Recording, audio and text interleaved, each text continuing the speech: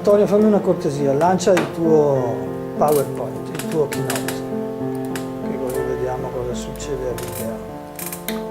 Fai un paio di passaggi. Vai ancora fino ad arrivare alla partitura, così mi faccio una ripresina.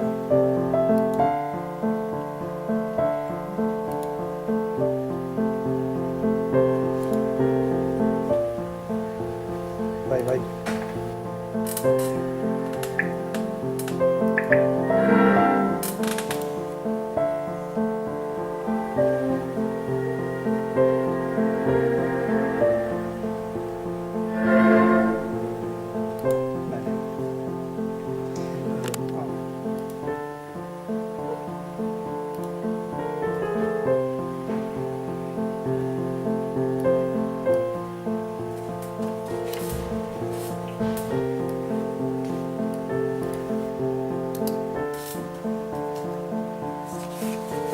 Bene.